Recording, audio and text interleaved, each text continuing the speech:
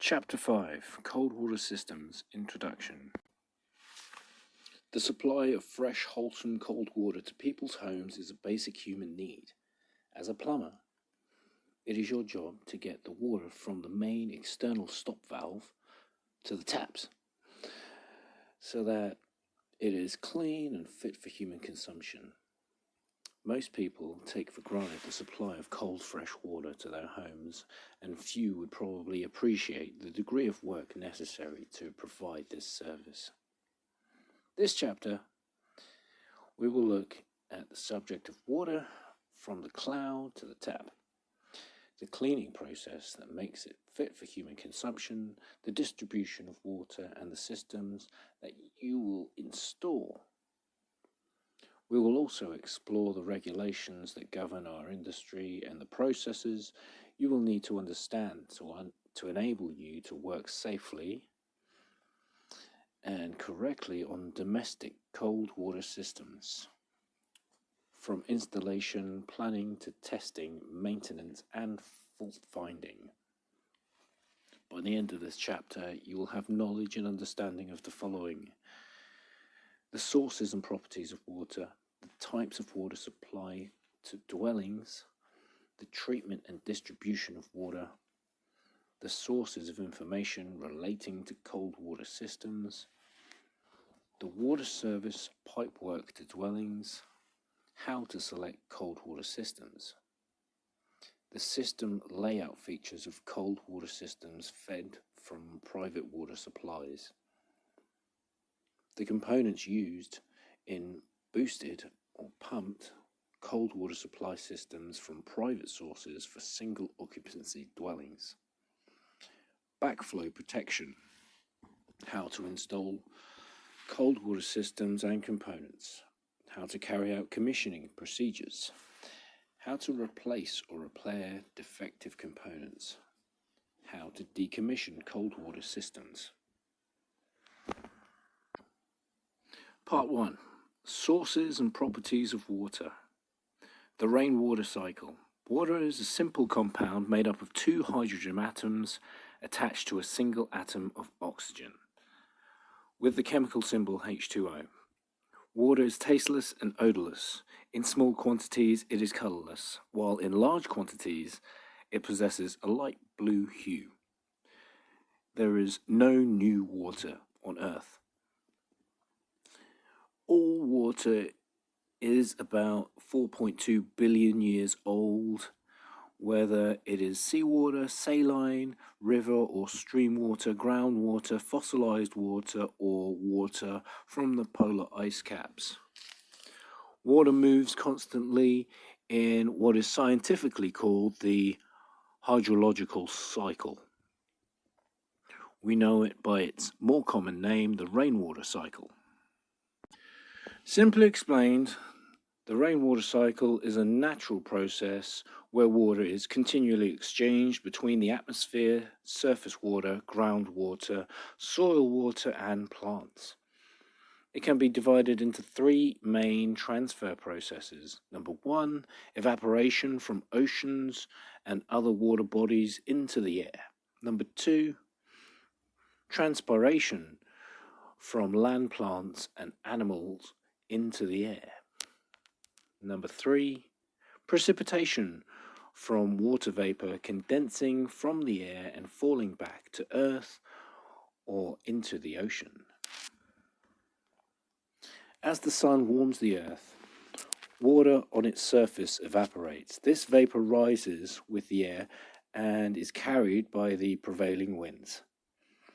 If the vapor passes over land, some of it condenses to form clouds, and as more water vapor is attracted or the ground rises, hills or mountains, the cloud becomes saturated to the point where it can no longer hold the moisture, and the vapor is released in the form of rain, sleet, snow, or hail. On reaching the ground, there are many paths it may follow. Some of it may be re-evaporated back into the atmosphere It may be absorbed by the ground, where it will travel towards the water table or aquifer, or it may remain on the surface, where it will eventually find its way into rivers, streams, lakes, or the ocean. Here, the process begins again. An example of the Earth's natural recycling process. Sources of water. Sources of water. If we look at all the water on Earth, 97% of it is saline, seawater, and only 3% of it is fresh water. Of the fresh water, nearly 69% or 2.07% of the Earth's total water resources is trapped in the polar ice caps and glaciers, and 30.7% or 0.9% of the total water resources is groundwater. It is groundwater that the population of the Earth relies on for its drinking water supply. The total freshwater supply for the world is in the region of 1,350 trillion litres, the majority of which is stored on the ground, where it is available in reservoirs, streams, rivers, lakes, etc., with a further 13,650 trillion litres in the form of water vapour, which will eventually fall as rain. Conversely, about 1,100 trillion litres of water evaporates into the atmosphere worldwide every day.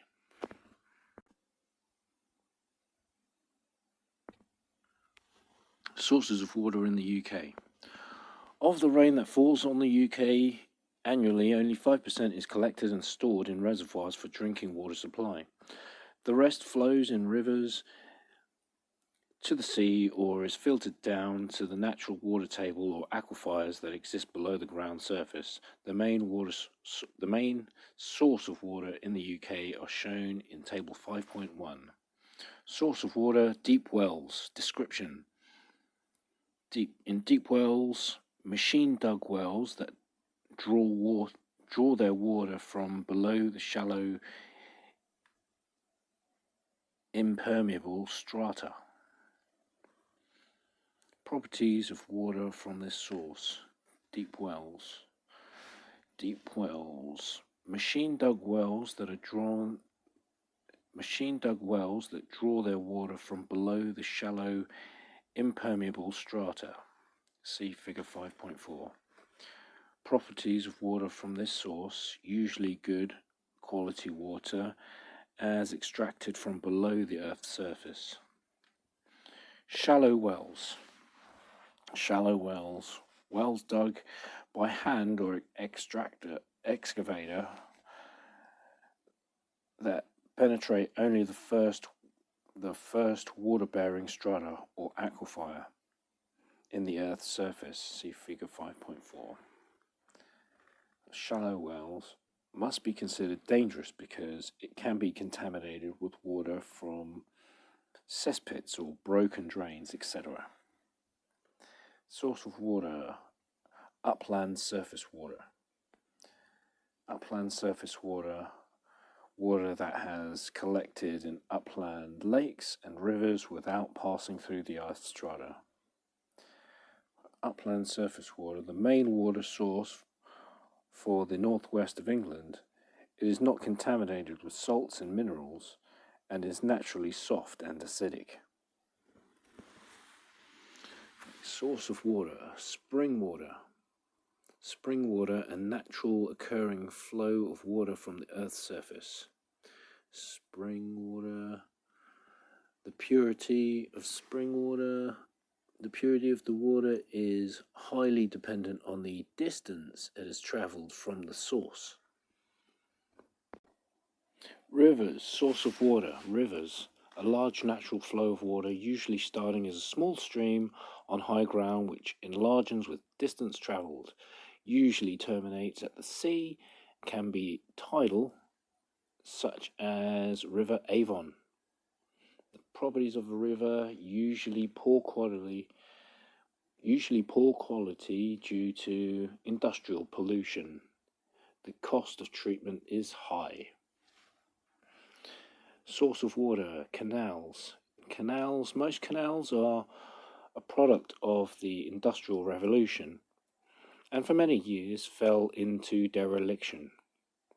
Many, though, have been cleaned and reopened, and are now sites of natural beauty. Canals are very poor quality water, generally used only for industrial purposes and irrigation.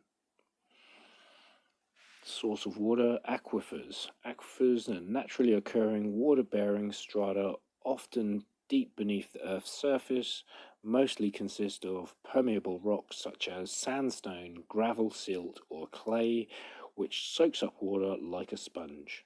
See figure 5.4. Properties of this water source, of aquifers, are very high quality, but prone to contamination by nitrates from farming. Source of water, artesian wells and springs. Artesian wells and springs, water that rises from underground water-bearing rock layers under its own pressure, but only if wellhead is below the level of the water table. See figure 5.5. The properties of this water, artesian wells and springs, usually very good quality, as the water is filtered naturally through layers of rock. Source of water, boreholes. Man-made wells, boreholes. Man-made wells that are drilled directly to a below-ground water source, and the water extracted for use if connection to a water main is extremely difficult. Properties of borehole water is very high quality water that in most cases is cleaner than the water undertaker's water main. Filtering and chlorination are not necessary, although the quality should be monitored. Industry tip. The environmental agency is the overseeing authority for all watercourses in the UK. It samples about 7,000 river and canal sites 12 times a year to test their chemistry and nutrients, so it can see whether there are any pollutants and whether it needs to target areas for improvement. Industry tip. The information in this section on fluid categories is taken from the Water Supply Water Fittings Regulations 1999 document, accessible at www.legislation.gov.uk/UKSI/1999/1148/content/made. Key term, potable. Potable, drinkable, from the French word potable, pronounced potable. The UK fluid categories. Fluid category means a category of fluid as described in Schedule 1 of the Water Supply, Water Fittings Regulations and or Scottish Water Bylaws. Any water that is not cold, wholesome drinking water supplied by a water undertaker can be classed as a potential hazard. The Water Supply Water Fittings Regulations 1999 list 5 fluid categories as described below. Fluid Category 1. Fluid Category 1 is a wholesome water supply. Fluid Category 1 is wholesome water supplied by a water undertaker, complying with the Water Quality Regulations made under Section 67 of the Water Industry Act 1991. It must be clean, cold, and potable. All water undertakers have a duty to supply water that conforms to these regulations. which ensure wholesome water suitable for domestic use or food production purposes. Whenever practicable, water for drinking water purposes should be supplied direct from the water undertaker's mains without any intervening storage. Fluid Category 2. Fluid Category 2 is water that would normally be classified as Fluid Category 1, but whose aesthetic quality has been impaired because of a change in temperature, a change in appearance, taste, or odor owing to the presence of substances or organisms. These changes are aesthetic only and do not constitute a health risk.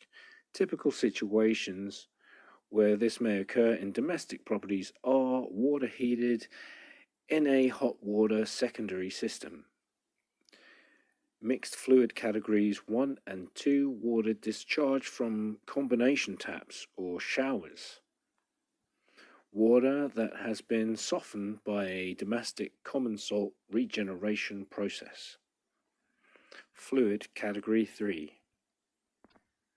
Fluid Category 3 is water that constitutes a slight health hazard because of the concentration of low toxicity substances. Fluids in this category are not suitable for drinking or any other domestic purpose or application. The substances might include ethylene glycol, antifreeze, copper sulfate or similar chemical additives such as heating inhibitors, cleansers and descalers, sodium hypochlorite and other common disinfectants. Typical Fluid Category 3 situations occur in the following: in houses, apartments and other domestic dwellings, water in the primary circuits of heating systems, whether chemicals have been administered or not, water in wash basins, baths and shower trays, clothes washings and dishwashing machines, home dialysis machines, handheld garden hoses with a flow-controlled spray or shut-off valve, handheld fertilizers.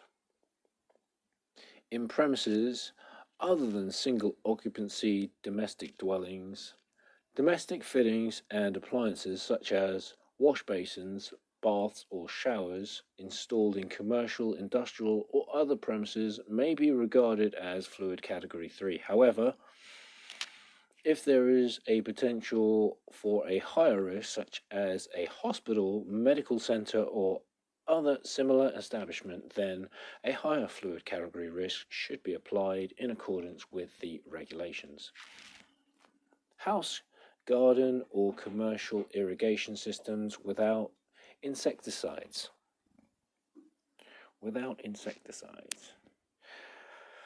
Fluid Category 4. Fluid Category 4 is water that constitutes a significant health risk because of the concentration of toxic substances, which can include chemical, carcinogenic substances or pesticides, including insecticides and herbicides, environmental organisms of potential health significance. Typical Fluid Category 4 situations are as follows: in general, primary circuits of heating systems in properties other than single occupancy dwelling, fire sprinkler systems using antifreeze chemicals, house gardens, mini irrigation systems without fertilizers or insecticides, including pop-up sprinkler systems and permeable hoses, food processing, food preparation, dairies, bottle washing plants, catering, commercial dishwashers, refrigerating equipment, industrial and commercial installations, dyeing equipment, industrial disinfection equipment, photographic and printing applications, car washing and degreasing plant, brewery and distilled processes, water treatment plant or softeners that use methods other than salt, pressurized firefighting systems. Fluid Category 5. Fluid Category 5 represents a serious health risk because of the concentration of pathogenic organisms, radioactive material, or very toxic substances. These include water that contains fecal matter or any other human waste, butchery or any other animal waste, pathogens from any source. Typical Fluid 5 situations are as follows. In general, industrial cisterns and tanks, hose union bibs tabs, bib taps, hose union bib taps in non-domestic installations, sinks, WC pans, urinals and bidets, permeable pipes in any non-domestic garden, whether laid at or below ground level, grey water recycling systems, medical laboratories, any medical or dental equipment with submerged inlets, bedpan washers and slop hoppers, mortuary and embalming equipment, hospital dialysis machines, commercial clothes washing equipment in care homes and similar premises, baths, wash basins, kitchen sinks, and other appliances that are in non-domestic installations. Food processing, butchery and meat trade establishments, slaughterhouse equipment, vegetable washing, in catering, dishwashing machines in healthcare premises and similar establishments, vegetable washing, and industrial and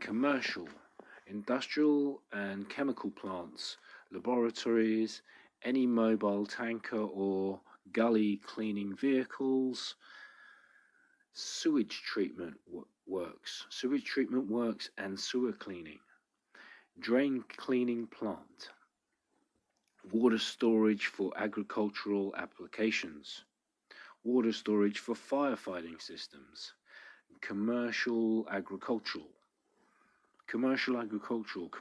irrigation outlets below or at ground level and or permeable pipes, with or without chemical additives, insecticide or fertilizer applications, commercial hydroponic systems. The list of examples of applications outlined above for each fluid category is not exhaustive.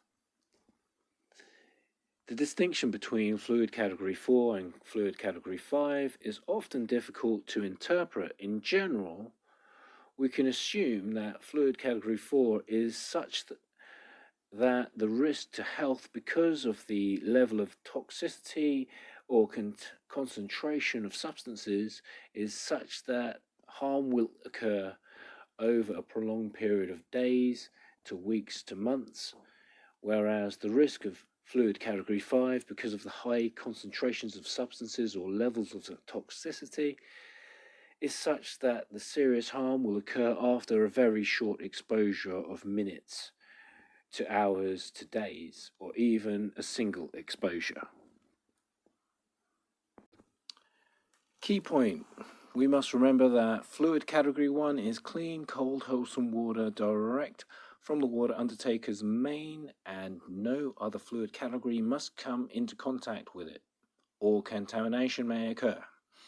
Industry tip: access the Water Act 2003 at www.legislation.gov.uk/UKPGA.2003